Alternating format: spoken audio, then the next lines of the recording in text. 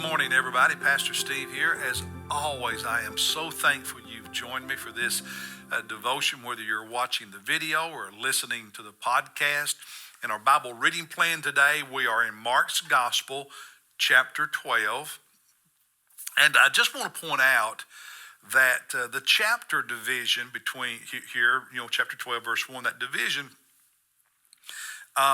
interrupts the flow, the thought, and can make you think that verses 1 through 12 are not connected to chapter 11. The truth is, the first 12 verses of chapter 12 are a continuation of the conversation Jesus was having at the end of chapter 11, starting in verse 27 with the scribes and the elders and the chief priest. And so the parable that he tells here about the owner who had a vineyard and basically leased it to vine growers and sent his slaves or servants to at the harvest time to get some of the produce, and they abused some, killed others, and then he sent his son and they killed his son. In this parable, Jesus was speaking directly to the group he was talking to at the end of the previous chapter, the chief priests, the scribes, and the elders. And they know that because in verse 12 of chapter 12, they were seeking to seize him, Jesus, because they knew he was speaking this parable to them. He was saying the religious leaders of Israel in their history had mistreated the ones God had sent. In other words, the prophets. They had abused some of the prophets. They had executed and martyred some of the prophets. And now God, who owns the property, the vineyard, if you will, is sending his son. And the vineyard is Jesus, is the Jewish people, the Jewish nation, and he's sending his son. And what are they going to do? They're going to kill him. So just in your own personal reading, please remember that chapter divisions and verses are man added, not part of the original text. We added those some point in the past to help us find our place when flipping through this big book. But if you can keep in mind, those are man-added divisions. They don't necessarily indicate a change in thought. That will help you in your Bible reading. So just keep that in mind. Now, what blessed me in this chapter was verse 27.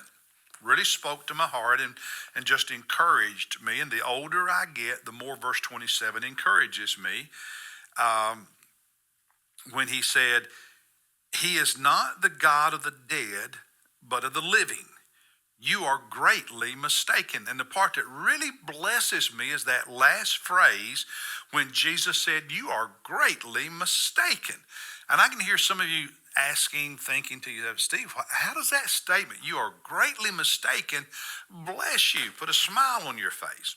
Well, it's because it's the last thing Jesus said to the Sadducees in this chapter. In verse 18, Sadducees, who were a religious sect within Judaism, just like the Pharisees and others, they come to Jesus throwing out a scenario, a made-up story, thinking that it would trap Jesus, trip him up, so to speak, because the Sadducees were a group in Judaism that did not believe in a resurrection of the dead. And so they come to Jesus, and you read it already, and say, here's this brother has a wife, no kids, he dies. The next brother marries her, no kids, he dies. The next brother marries her, no kids, he dies, and on, 7 of them, and then eventually she dies. So in the resurrection, whose wife will she be of these 7 brothers? And they thought, well, Jesus, this just proves there's no resurrection. And Jesus says, guys, there's no marriage in heaven. I mean, that's what he says. There's no marriage in heaven. We're like the angels. Now, that does not mean we become angels. We human beings who are saved and go to heaven do not become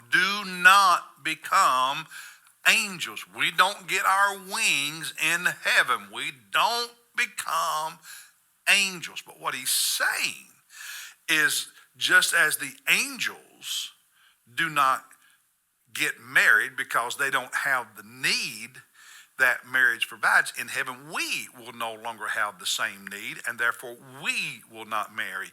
We will be like angels in that regard. We don't become angels. We will be like them in the sense that there will be no desire, no need for marriage. We will not be married in heaven. And no, we don't become angels. Now, remember, they were trying to use this story to make the point, Jesus, it's silly to think about a resurrection.